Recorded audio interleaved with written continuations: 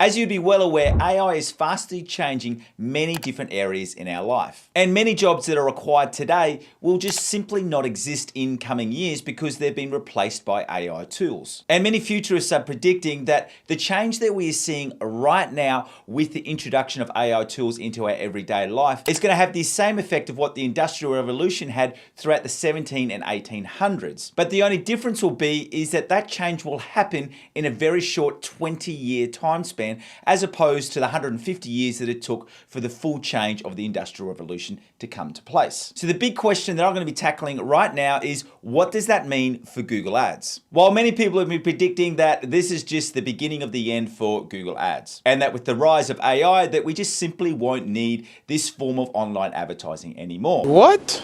However, I still firmly believe that Google Ads will be alive and well and be a major player in the digital marketing landscape for many decades to come. Now, even though I say that, I do want to make this very, very clear, and that is that Google Ads will look and operate in a very, very different way to what we're seeing right now. So let me quickly take you through the reasons for why I don't believe that tools like ChatGPT will mean that Google Ads will become redundant and just not viable anymore. And the biggest reason for this is that this rise of AI is nothing new to Google. In fact, they've been the core driver in this. And they've already been working on AI tools since way back in 2011, and in 2017, Google launched Google AI. So don't for 1 minute think that these AI changes have come as a surprise to Google, where in fact, they've been one of the main drivers in this rise of AI technologies. And in preparation for this, there's already been a lot of different changes that have been coming into the Google Ads platform, including the way that Google Ads keyword match types work, with, as has been well documented here on this YouTube channel, in that Google has now moved over to a meaning-based keyword search match type, which has meant that Google's match types is a lot more broader than what it was previously. Google is fast introducing more and more automatically created assets or ACAs, and then there's new campaigns which are coming into play.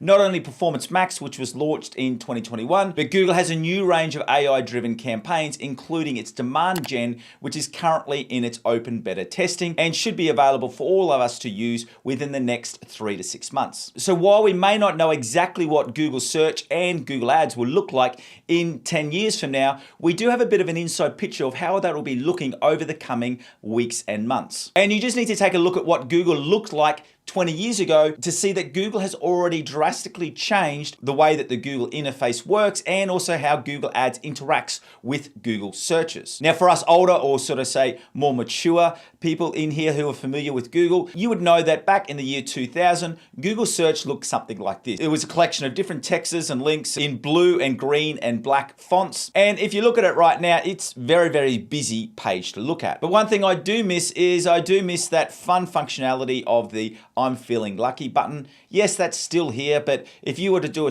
Google search now for Chuck Norris, it takes you to Chuck Norris's Wikipedia page, which is really, really boring when it used to take you through this warning that if you did a Google search for Chuck Norris and then pressed on the I'm feeling lucky, giving you a very explicit warning that Google will not carry out the search for Chuck Norris because you can't find Chuck Norris finds you. Now, if you have absolutely no idea what I'm talking about, go talk to your dad or your weird uncle who still listens to Blink 182 every day, and he'll give you some greater context of what I mean about Google search and Chuck Norris. But what I want to go through right now is some initial information that Google did give us back in May about the future of Google search and how that's going to look and how that's going to interact with Google Ads. And the key points here is that Google search will now include AI generated overviews or summaries, with you also being able to ask follow-up questions. So rather than having to complete another Google search for extra information, you can just add in some extra questions to that already started Google search, and then you'll get further information and overviews and summaries. And then, like we've got right now, those answers will be shown with a collection of related ads. And this is going to initially happen with search and shopping ads. Let me show you an example. And what we're looking at right now is the example that Google has up on their website from their keynote presentation in May. And as you can see in here, when we go through and complete an initial search, outdoor activities to do in Maui, is that it becomes a lot more interactive in that Google is allowing you to add in some extra questions or extra verifications. And then from there, Google will give you the recommendations with some summaries. But as you can see in here, there are still related related ads, so search ads and shopping ads that are appearing in this generative search. So now that I've given you a little bit of insight of how Google search will look and feel in the future, and you also saw there how both Google search and shopping ads will easily integrate into this new AI-powered generative search experience. What I want to take you through now is the important 3 factors that you need to have in place right now so that you can best take advantage of these new AI capabilities that are coming very, very soon into Google search and Google ads. And the first thing is that you need to make sure that you've got your site-wide tagging set up correctly across every single page of your website. So what you want to be doing here is that make sure that you're using Google Tag Manager in the correct way so that you're getting the full range of data and that you're recording not only the individual users and session times that are coming into your website, but you're also setting up and recording the correct events and conversions so that you've got as much data as possible into not only the type of people that are visiting your website, but how they get into your website and what different events and conversions that they are completing while they're on your website. And this point is really the important base level, and it's making sure that you've got all of the correct data, so you're feeding in as much data as possible to your Google Ads campaigns so that Google can use this information to best target the users and the search terms which are going to be most beneficial for your business. And then that brings us to our second point, and that is that you need to set up enhanced conversions. Now, I am going to be releasing some further training about enhanced conversions and how to get them active on your account. So if you do want to make sure that you know when that training does come out, make sure that, as always, that you not only give my channel right here a quick subscribe, but you also turn on that notification bell so that you know every time I release a new video about Google Ads. But essentially right now, what you need to understand with enhanced conversions is that as people's behavior patterns have changed in that they have more than one device. Most people will have a mobile device, an iPad or a tablet, and then they'll also have a computer. And that computer may also range from not only their home computer, but their work computer. So enhanced conversions make it a lot easier for Google to be able to track an individual user who may start an initial search for a product or a service on their work computer, even though they shouldn't be doing personal searches at work, but hey, we know it does happen. But then they go through and complete that conversion action at home on their mobile phone. Enhanced conversions allows Google to track that individual user across those different devices and those different networks so that you can report on the true meaning of that conversion. But also too, you can take enhanced conversions a step further, and that is that you can import offline conversions. Now, this is something that becomes really, really important for service-based businesses,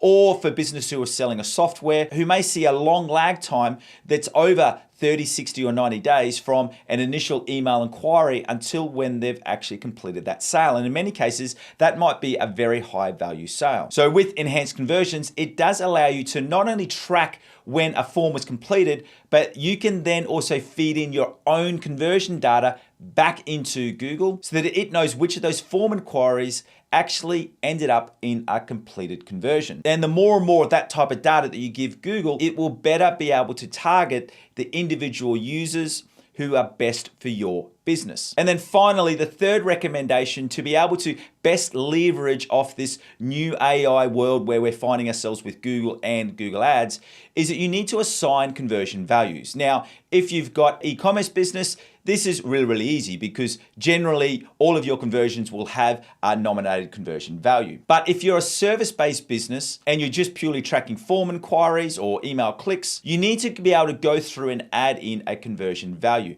And the reason for why this is so important, now this is something that I call conversion hierarchy.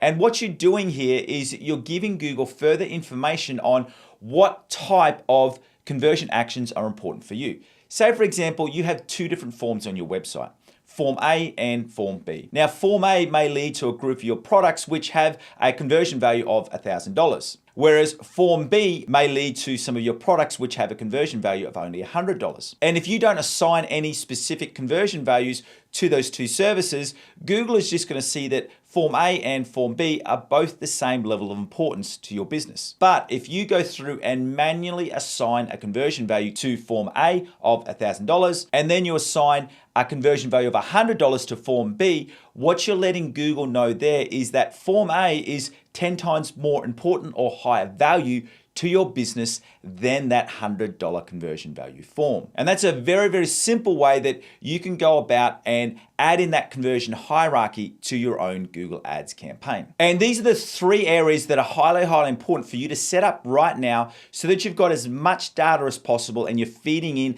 the most relevant data to Google so that you can be as best prepared as possible for the new changes that are coming down the line. So make sure that you've got the correct Google tagging set up across your whole website. Make sure that you invest the time to set up enhanced conversions correctly. And if you're not in the e-commerce space, make sure that you've set up those conversion values. Now, this is something that I discuss in much greater length in my paid community where I ran a session which was called The Future of Google Ads and Your Business. And if you would like to see this extended training for free, all you need to do is to follow that link in the description below. So once again, thanks for joining me. My name is Aaron Young. I'm from Define Digital Academy and I'm your 15,000 hour Google Ads Master. I really hope to see you in that extra extended session of The Future of Google and Your Business. Remember, if you want to get access to that extended training session, all you need to do is to follow that link in the description below. But if you want to stay here on YouTube right now and you want to see some extra training about Google's automatically created assets and how to best use them in your campaign, go through and watch this video right here. Thank you again. See you next time.